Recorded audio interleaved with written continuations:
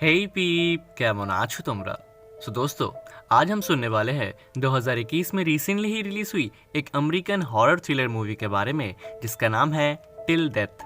Till death के मुख्य पात्र में मेगन फॉक्स है एंड इसे डायरेक्ट किया है एस.के. डेल ने, जो कि उनकी डायरेक्टोरियल डेब्यूट मूवी है और क्रिटिक्स और ऑडियंस द्वारा भी इस मूवी को अच्छे रिस्पॉन्स मिले हैं। सो इसलिए आज आगे इन दिस वीडियो मैं आपको टिल डेथ मूवी के स्टोरी को कम्प्लीटली नैरेट करने की कोशिश करूंगा। एंड यस, ऑब्वियसली वीडियो को एंड तक पूरा देखें ताकि आप हमारे शाउट आउट सवाल में पार्टिसिपेट कर पाए।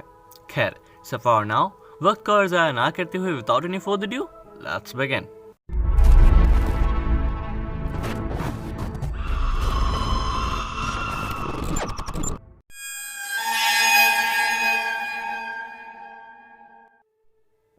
तो मूवी के स्टार्टिंग में हम एक एमा नाम की लड़की को देख पाते हैं जो कि काफ़ी अनहैप्पी एंड सैड दिख रही थी क्योंकि उसकी मैरिज लाइफ कुछ अच्छी नहीं चल रही थी एंड एमा एंड उसके हस्बैंड मार्क के बीच काफ़ी दूरियां आ गई थी और इसलिए ही शायद एमा का एक एक्स्ट्रा मैरिटल अफेयर भी चल रहा था एक टॉम नाम के बंदे के साथ जो कि उसके हस्बैंड मार्क का ही एम्प्लॉय था। वेल, नाउ एमा एंड टॉम एक दूसरे को पसंद तो करते थे बट एमा अपने मैरिज लाइफ एंड इस रिश्ते को लेके काफ़ी कंफ्यूज थी और उसे समझ नहीं आ रहा था कि क्या सही है और क्या गलत, इसलिए वो अब टॉम से भी ब्रेकअप कर लेती है।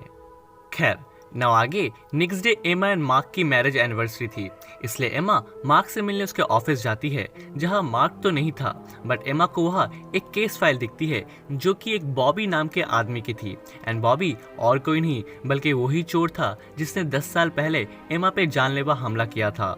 दरअसल दोस्तों, कई सालों पहले एमा एक फोटोग्राफर थी जब एक बॉबी नाम के स्टॉकर ने उस पर हमला किया था जिसमें एमा को काफ़ी इंजरीज आई थी बट वो उस वक्त एट एनी हाउ उसके आंखों में चाबी घुसाकर बच निकली थी। एंड आफ्टर दैट एमा का ये केस मिला था एक मार्क नाम के लॉयर को जिसने एमा की मदद करते हुए बॉबी को जेल में डलवाया था और ऐसे ही मार्क एंड एमा की मुलाकात हुई थी जिसके कुछ वक्त बाद उन्होंने शादी कर ली।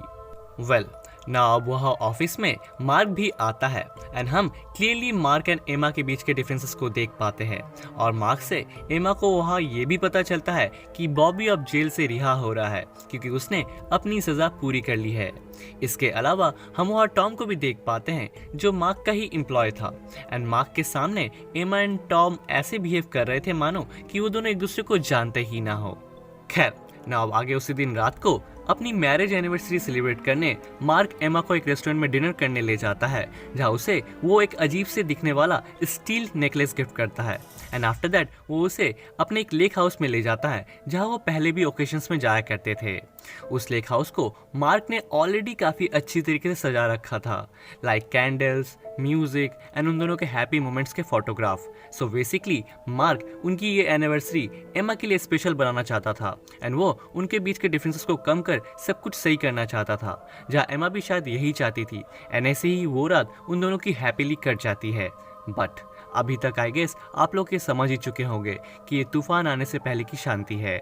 Anyways, now next day morning एमा की आँख खुलती है एंड वो देखती है कि मार्क उसके पास ही बैठा हुआ था। एमा पिछली रात की वजह से थोड़ी खुश थी कि शायद फाइनली उन दोनों के बीच सब कुछ ठीक हो रहा था बट तभी शी नोटिस कि उसके हाथ में एक हैंडकफ लगी हुई थी जो मार्क के हाथ के साथ चेन थी एंड इससे पहले कि वो कुछ समझ पाती मार्क खुद के सर में शूट कर खुद की जान ले लेता है जिससे एमा, आप व्यूअर्स और मैं सभी शॉक्ड हो जाते हैं कि ये सडनली आखिर हुआ क्या क्योंकि कल रात तक तो सब ठीक था। बट डोंट वरी, आगे हमको हमारे सारे सवालों का जवाब धीरे धीरे मिल जाएंगे। खैर, तो ना अब सिनेरियो ये था कि एमा अपने पति के डेड बॉडी के साथ चेंड शहर से दूर एक लेक हाउस में थी जहां उनके अलावा और कोई भी नहीं था और बाहर का टेम्परेचर फ्रीजिंग कोल्ड था, जिससे ये चीज़ साफ क्लियर हो रही थी कि ये मार्क का एक सोचा समझा हुआ ट्रैप था एमा के लिए, जो आगे हमें और क्लियरली समझ आता है। तो काफ़ी देर तक शॉक्ड स्टेज में रहने के बाद एमा फाइनली वहाँ बेडरूम के फ़ोन को ट्राई करती है जो कि ऑब्वियसली डेड था। इसके अलावा एमा मार्क के गन से हैंडकफ्स को शूट करके तोड़ने की कोशिश भी करती है बट सैडली उसमें सिर्फ एक ही बुलेट थी जो मार्क ने खुद ही पहले खा ली थी। नाउ एमा ऑब्वियसली हाथ पे हाथ रख वहाँ बैठी तो नहीं रह सकती थी, इसलिए वो मार्क के डेड बॉडी को घसीटते हुए उस रूम से बाहर निकलती है एंड वार्डरोब में उसे अपनी वेडिंग ग्राउंड दिखती है जिसके पीछे एक सेफ था एंड इसकी क्या ज़रूरत है ये आपको मूवी में आगे पता चलेगा। वेल ना वो उस ग्राउंड का यूज करते हुए एमा उसके ऊपर मार्क की बॉडी डाल सीढ़ियों से गिरते पड़ते हुए नीचे आ जाती है एंड आफ्टर दैट वो मार्क की शर्ट पहन लेती है क्योंकि बाहर बहुत ज्यादा ठंड थी एंड मार्क भाई साहब को अब कौन सी ठंड महसूस होने वाली थी। एनीवेज एमा को आगे अब अपना फोन मिल जाता है बट मार्क ने उसे ऑलरेडी पानी में डुबाकर बर्बाद कर दिया था। इसके अलावा वह डाइनिंग या किचन में एक भी शार्प ऑब्जेक्ट नहीं था जिससे एमा उस हैंडकफ से फ्री हो सके। सो नाउ एमा के पास अब और कोई ऑप्शन नहीं बचता, इसलिए वो मार्क की पैंट भी पहन लेती है एंड अपने पैरों में रैपर बांध मार्क की बॉडी को घसीटते हुए उस घर से बाहर बर्फ में आ जाती है and at any how mark की बॉडी को घसीटते हुए वो गैराज में कार तक फाइनली पहुंच जाती है। मार्क को कार में बैठाकर वो वहां से निकलने वाली होती है बट तभी शी नोटिस कि मार्क ने ऑलरेडी कार का सारा फ्यूल भी निकाल दिया था। बेसिकली मार्क ने मरने से पहले हर जगह अपना मार्क छोड़ रखा था। एनीवेज अब वहाँ कार में एमा को मार्क की एक रिकॉर्डिंग भी मिलती है जिससे हम ये जान पाते हैं कि मार्क ये जान गया था कि एमा टॉम के साथ उसे डिच कर रही थी एंड इसीलिए ही उसने एमा के लिए ट्रैप प्लान किया था जहाँ वो टिल डेथ तक मार्क के डेड बॉडी के साथ सफर करेगी। बस मार्क को इसी बात का अफसोस रहेगा कि वो अभी मौजूद नहीं होगा एमा के इस हाल को देखने के लिए। खैर नाउ एमा मार्क के बॉडी को घसीटते हुए घर के अंदर जाकर बेसमेंट में जाती है जहाँ कई सारे शार्प ऑब्जेक्ट टूल्स तो होंगे ही बट मार्क भाई साहब ने वो जगह भी पहले से ही सफाचट कर रखी थी एंड एमा की मेहनत यहाँ भी बेकार जाती है और उसका सफरिंग वाला सफर मार्क के डेड बॉडी के साथ कंटिन्यू रहता है। वेल नाउ एमा फिर से मार्क के डेड वेट को घसीटते हुए एट एनी हाउ बेसमेंट के ऊपर आती है जहाँ हैंडकफ्स की वजह से अब उसकी हाथ की हालत काफी खराब हो चुकी थी बट कोशिश तो उसे करनी ही थी। एमा फिर से पिछली रात वाली वही फोटोग्राफ वाले रूम में जाती है जहाँ उसके एंड मार्क के फोटोज लगे हुए थे बट इस बार उसे वहाँ उसके और टॉम के फोटोज दिखाई देते हैं जिससे साफ जाहिर हो जाता है कि मार्क की नज़र उन दोनों पे बहुत पहले से ही थी एंड ये रिवेंज प्लान मार्क ने बहुत पहले से ही कर रखा था। और तो और एमा को वहाँ उसके नाइटमेयर बॉबी की भी तस्वीर दिखाई देती है जिसका मतलब आप लोग जल्दी समझ जाओगे। खैर नाउ एमा ये सब देख ही रही होती है कि तभी उसे उधर एक गाड़ी की आवाज़ आती है जो उसी लेक हाउस की तरफ आ रही थी एंड वो शख्स और कोई नहीं बल्कि टॉम था जिसे एमा के फ़ोन से मैसेज मिला था उधर आने के लिए एंड वो मैसेज ऑब्वियसली मार्क ने मरने से पहले भेजा था एंड ऐसा उसने क्यों किया ये आप जल्दी समझ जाओगे। वेल नाउ टॉम घर के अंदर आके एमा एंड मार्क की हालत देखता है एंड एमा उसे सारी चीज़ें क्लियरली बताती है एंड ये सब सुन टॉम एमा को बताता है कि पिछली रात मार्क के ऑफिस में पुलिस ने रेड मारी थी जहां उन्हें ऐसे कई सारे सबूत मिले जिससे ये पता चलता है कि मार्क एक करप्ट लॉयर था एंड वो हमेशा से ही अपने फायदे के लिए एविडेंसेस को टेम्पर्ड करता था। सो बेसिकली मार्क ये पहले ही जान चुका था कि अब उसका करियर खत्म होने वाला है एंड वो लंबे वक्त के लिए सलाखों के पीछे जाने वाला है। सो इसलिए उसने जेल जाने से बेहतर मरना सोचा एंड मरते मरते उसने बोनस में एमा को भी अपने साथ लपेट लिया। इट्स लाइक हम तो डूबेंगे सनम पर तुमको भी ले डूबेंगे।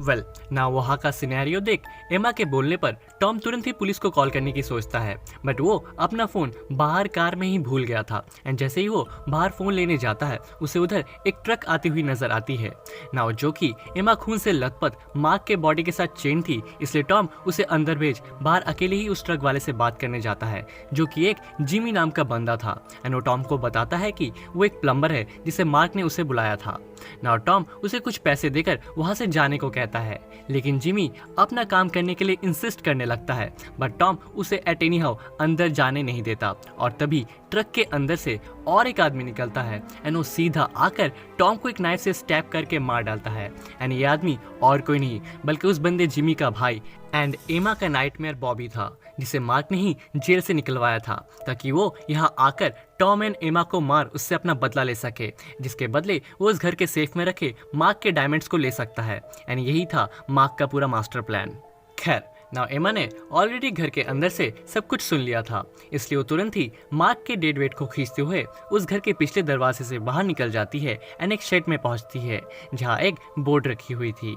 नाउ एमा यहाँ अपना दिमाग चलाती है एंड वो उस बोट के एंकर से मार्क का हाथ काटने लगती है जिससे वो उस चेन से फ्री हो सके बट इससे पहले कि वो ऐसा कर पाती जिमी वहाँ चला आता है एंड एमा बोट के अंदर छुप जाती है।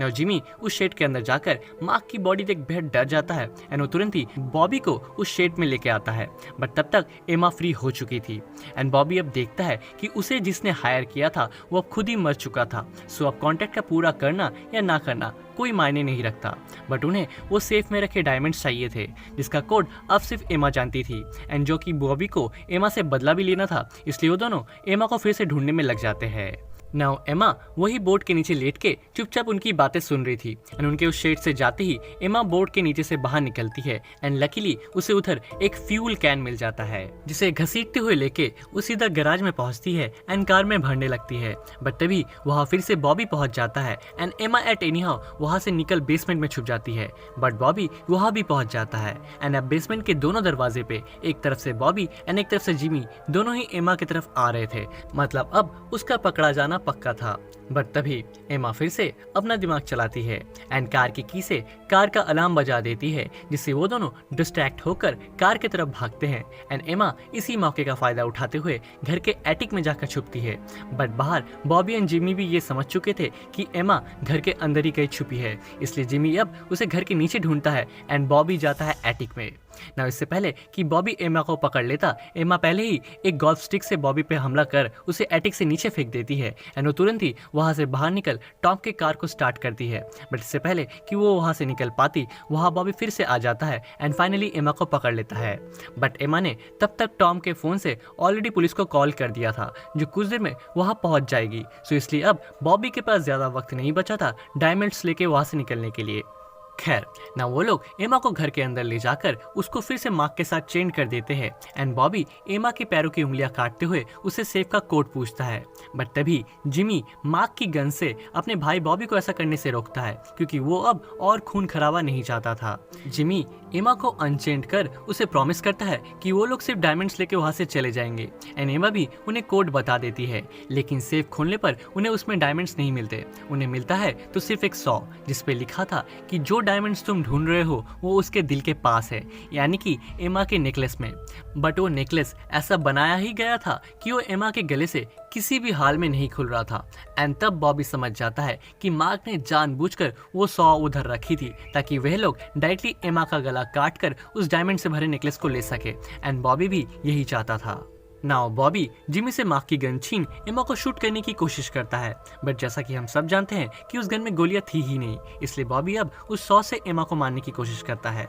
बट उसका भाई जिमी फिर से उसे इंटरप्ट करता है एंड इसी धक्कम धुक्की में बेचारी जिमी की मौत हो जाती है एंड इसी मौके का फायदा उठाकर एमा अब बॉबी को मार्क के साथ चेंज कर देती है एंड तुरंत ही कार लेके वहां से निकलने लगती है। बट जो कि बॉबी भी मार्क के डेड वेट को घसीटते हुए एमा का पीछा कर रहा था, सो इसलिए एमा जल्दबाजी में बॉबी को कार से उड़ाने के चक्कर में खुद ही उस शेड में कार को क्रैश करा देती है, जिसके बाद उसके पास और कोई ऑप्शन नहीं बचता एंड वो कार से निकल उसी घायल हालत में रेंगते हुए उस लेक को पार करने लगती है। नाउ बॉबी भी मार्क के डेड वेट को घसीटते हुए लेक पे एमा का पीछा करने लगता है एंड वो एमा को पकड़ भी लेता है, बट एमा फिर से फाइट बैक करते हुए उसी के नाइफ से उसके कंधे पे स्टैब कर देती है एंड अब इस हाथापाई की वजह से वहाँ की बर्फ टूट जाती है जिस वजह से मार्क की बॉडी अंदर गिर जाती है एंड जो कि मार्क की बॉडी बॉबी के साथ चेन थी, इसलिए बॉबी भी अब अंदर खींचा चला जाता है। बट अंदर गिरने से पहले वो एमा को भी पकड़ लेता है यानी ये तीनों ही लेक के अंदर डूबने लगते हैं और नीचे गहराइयों की तरफ जाने लगते हैं। वेल नाउ एमा बहुत कोशिश करने के बाद भी बॉबी से खुद को छुड़ा नहीं पा रही थी, इसलिए वो अगेन बॉबी के कंधे से वो नाइफ निकाल उसी से उसका आँख फोड़ देती है जिससे बॉबी से वो फ्री हो जाती है एंड बॉबी मार्क के डेड बॉडी के साथ नीचे गहराइयों में डूब जाता है। नाउ एमा बॉबी से तो बच जाती है, बट वो जमे हुए लेक से बाहर आने का रास्ता नहीं खोज पाती एंड इस पॉइंट ऑफ टाइम में हम व्यूअर्स को ये लगता है कि एमा का भी फाइनली राम राम सत्य हो गया। बट तभी एमा बॉबी के नाइफ का इस्तेमाल कर बर्फ को तोड़ उस लेक के अंदर से बाहर निकल आती है जहाँ उसे पुलिस की कार की आवाज आती है एंड फाइनली वो मार्क के ट्रैप से बच निकलती है और ये मूवी यहीं पे एंड हो जाती है। सो दैट्स इट फ्रेंड्स, आज के लिए बस इतना ही ना। अगर आपको ये एक्सप्लेनेशन ज़रा सी पसंद आई तो देन प्लीज़ इसे एक लाइक एंड अपने दोस्तों के संग शेयर ज़रूर कीजिए। और अगर आप इस चैनल पर नए हो और मेरी आवाज़ पहली बार सुन रहे हो तो then please do subscribe and hit that bell icon ताकि ऐसे ही इंटरेस्टिंग मूवीज़ की एक्सप्लेनेशन आप कभी भी मिस ना करें। So don't forget to subscribe, वरना यू नो ना मात्रा नहीं पाप लगाएगी। खैर now come to the today shout out. तो आज का हमारा शाउट आउट जाता है अपर्णा शर्मा को, जिन्होंने हमारे पिछले वीडियो के सवाल के सही जवाब को सबसे पहले दिया था। So today shout out goes to Aparna Sharma. Now आज का हमारा शाउट आउट सवाल ये है कि मैंने इस वीडियो में कितनी बार एमा नाम का उपयोग किया है? आपको इसका सही जवाब हमें नीचे कमेंट बॉक्स में कमेंट करके बताना है। सबसे पहले सही जवाब देने वाले को अगले वीडियो में क्रेडिट्स मिलेगा। खैर, नाउ तब तक के लिए मिलता हूं मैं आपसे नेक्स्ट वीडियो में। Till then help others, spread love and piece.